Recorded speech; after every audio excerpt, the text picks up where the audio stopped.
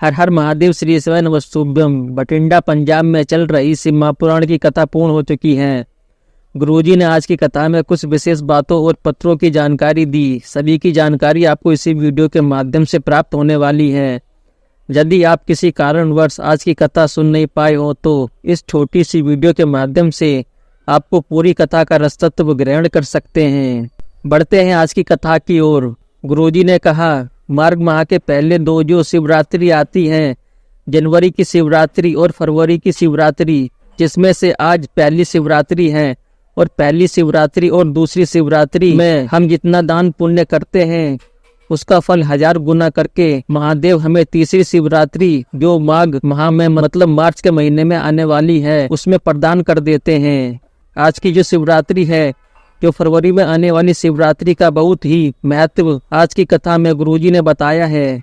गुरुजी ने कहा, नानक जी कहते हैं जब तक आप किसी व्यक्ति से ना मिलें तब तक आपको उसकी निंदा नहीं करनी चाहिए। बिना मिले किसी की बेकार छवि अपने दिमाग में नहीं बनानी चाहिए।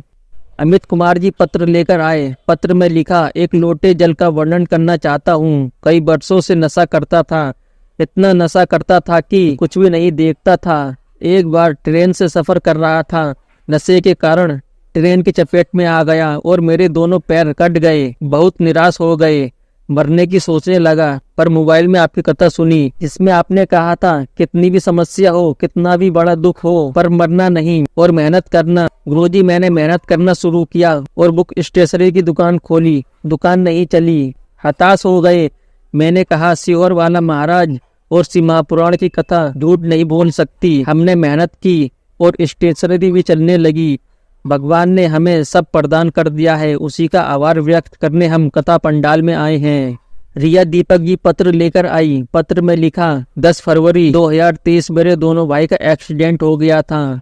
उन्हें वेंटिलेटर में डाल दिया गया और 72 घंटे दिए और उन्हें होश नहीं आया और डॉक्टर ने जवाब दे दिया कि अब यह ठीक नहीं हो पाएंगे।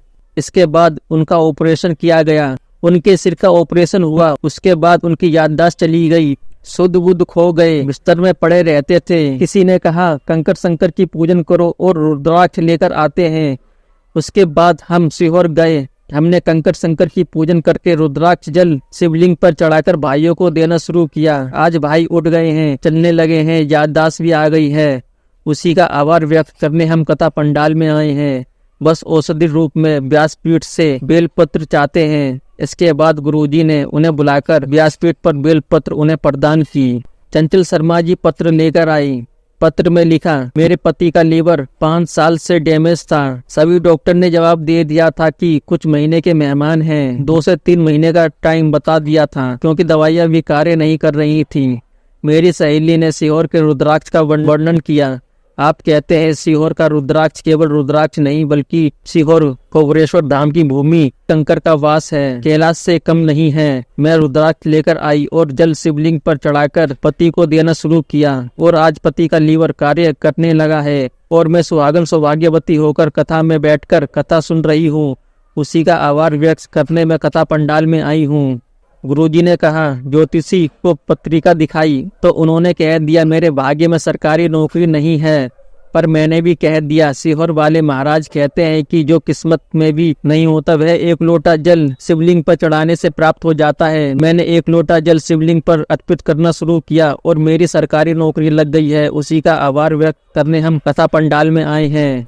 कमला देवी जी पत्र लेकर आई। पत्र में लिखा, मेरे पति जून 2023 में बहुत बीमार हो गए थे।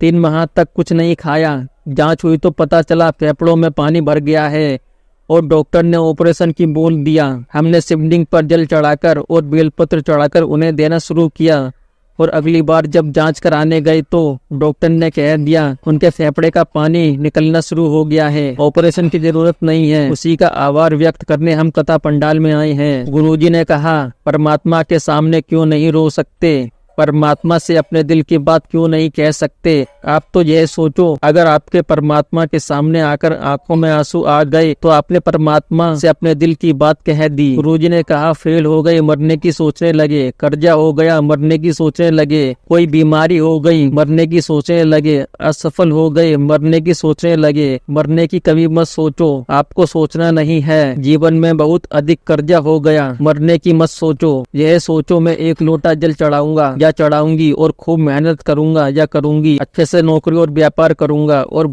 भोलेनाथ मेरे साथ है तो मुझे कुछ गलत नहीं सोचना। बस इस प्रकार से अगर आप आगे बढ़ोगे तो नीचे नहीं आ सकते, यह निश्चितता है। क्योंकि अगर दुख आया है तो सुख भी जरूर आएगा, इस बात का आपको ध्यान रखना है। गुरुजी ने कहा, क्रोध में बहुत अकल होती है, वह हमेशा तब आता है जब सामने वाला कमजोर व्यक्ति होता है जो आपके क्रोध को सहन कर लेता है। गुरुजी ने कहा, कैंची और सुई में किसकी कीमत अधिक होती है? कैंची को कार्य करने के बाद कहीं पर रख दिया जाता है, जबकि सुई को संभाल कर रखा जाता है, जबकि सुई 1 रुपए में आ जाती है। ऐसा इसलिए है क्योंकि कैंची टुकड़े करने का कार्य करती है और सुई जोड़ने का कार्य करती है, और जो जोड़ने का कार्य करता है उसकी कीमत स्वयं बढ़ जाती है। इस तरह जो संसार में लोगों का मनोबल बढ़ाता है, बीमारी हो गई है, कर्ज बढ़ गया है तो भगवान को एक लोटा जल चढ़ाने को कहता है, मेहनत करने को कहता है। जो समाज और परिवार को जोड़ने का कार्य करता है उसकी कीमत बढ़ती चली जाती है। अगर आपको यह वीडियो अच्छी लगी हो तो वीडियो को लाइक करें, शेयर करें, कमेंट्स करें और कमेंट्स में हर हर महादेव श्री शिवाय नमस्तुभ्यं जरूर लिखें। अगर आप चैनल पर पहली बार आए हो तो चैनल को सब्सक्राइब करके बेल आइकन को ऑन कर दें, जिससे ऐसे आने वाली कथा की जानकारी सबसे पहले आप तक पहुंच सके।